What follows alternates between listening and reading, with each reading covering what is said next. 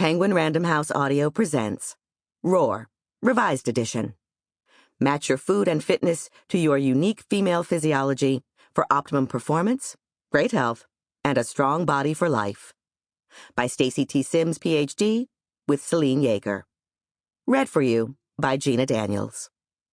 Note to listeners. This program contains a downloadable bonus PDF that includes exercise pictures, recipes, planning charts, and other useful resources in the book. Introduction. You are not a small man. Stop eating and training like one. Long before I was a nutrition scientist and exercise physiologist, I was an athlete. I ran, I raced bikes, I competed in triathlons, including the Ironman World Championships in Kona, Hawaii, and Xterra Worlds in Maui, Hawaii. I wish I'd known then what I know now. See, back then, I trained and fueled myself like a man, because that's what everyone did. Sure, I took in fewer calories because I was smaller, but I followed the same progressive training plans, ate the same bars and gels, and raced like a guy. And I suffered because of it. Some races I would feel great, but others, especially those that were in the week or so before my period started, were awful. I wouldn't be able to handle the heat, even though I prepped for it. I got dehydrated, I lost power, I had gastrointestinal issues. Being a scientific person by nature, I started taking notes on all my races in an attempt to spot trends and get to the bottom of my uneven performance. My initial suspicion was that it was something in my training plan, that I didn't taper right, or I didn't have the right level of fitness going into each race. It never occurred to me that it was actually my physiology working against me. Or more specifically, I was not working properly with my physiology. The breaking point was ending up in the medical tent at Ironman Kona after becoming hyponatremic, low sodium levels in the blood.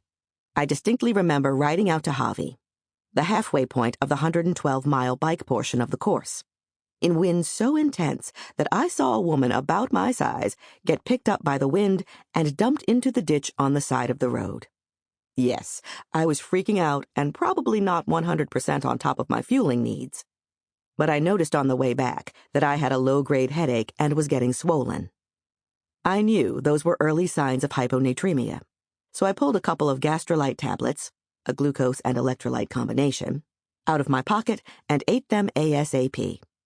Within a few minutes, I had to pee like a racehorse.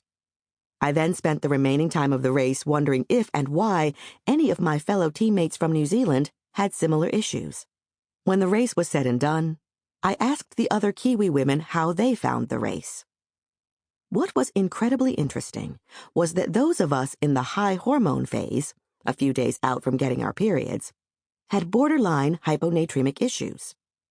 2 ended up in the medical tent with clinically low blood sodium and on IV drips.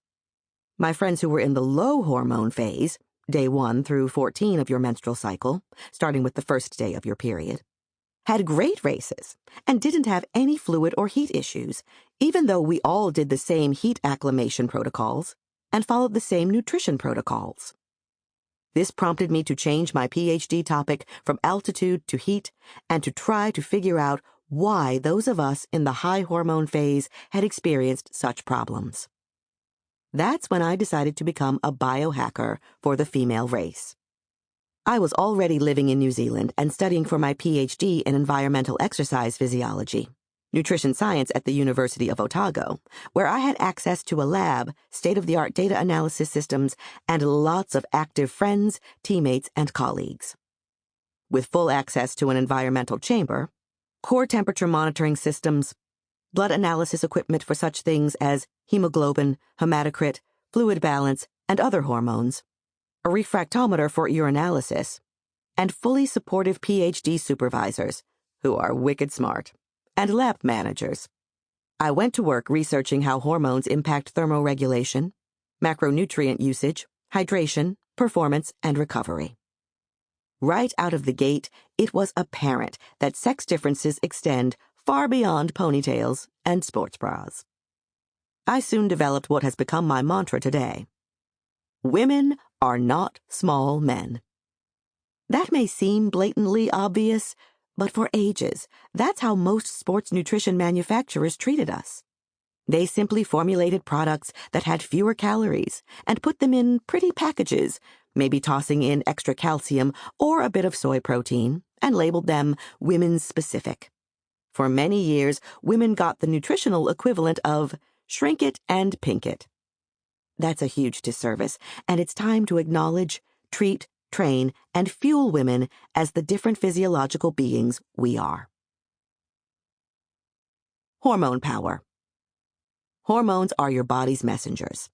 They course through your veins, delivering orders from your organs to your brain, and vice versa, to perform nearly everything you do. Hormones tell your body when to eat, sleep, and even when to grow. They give us our appetite and sex drive. They help us have babies. They make us happy, sad, and giddy in love. In men, these hormones are pretty stable day in and day out, though they certainly change over a lifetime. In women, however, it's another story. And that story centers on the menstrual cycle. The menstrual cycle not only has a profound effect on your fertility and moods, and chocolate cravings, it also can significantly affect your training and performance. Yet, very few coaches and trainers take it into consideration with their athletes, even those in the most elite competitive spheres. Case in point, marathon world record holder Paula Radcliffe made headlines around the world when she dared to speak about periods and performance.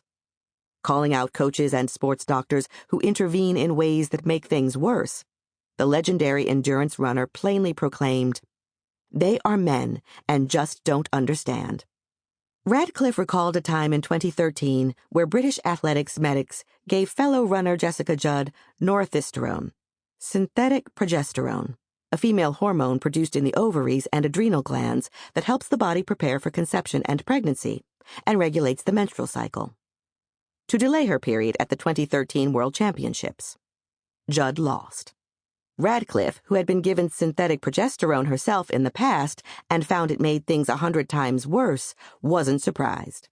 In fact, Radcliffe told the BBC that she broke the world record at the 2002 Chicago Marathon while suffering from menstrual cramps.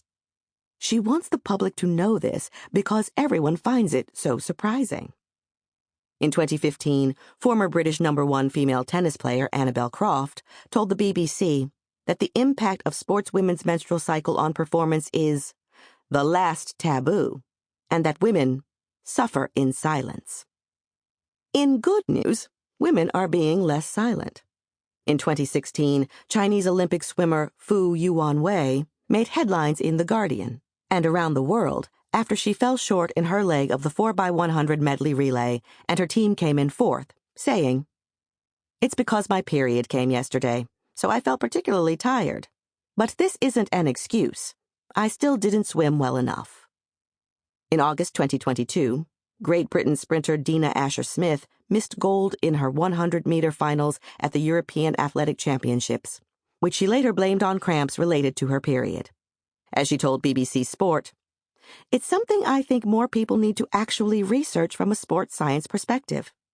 And I feel that if it was a men's issue, we'd have a million different ways to combat things." And in 2022, Lydia Ko, who later that year became golf's world #1, was praised by women around the world for being honest about her period during a broadcast interview. During the final round of a tournament, her physical therapist was working on her back. When a reporter asked her what was up, she said, "It's that time of the month. When that happens, my back gets really tight, and I'm all twisted." She left the reporter speechless, according to the report in CNN.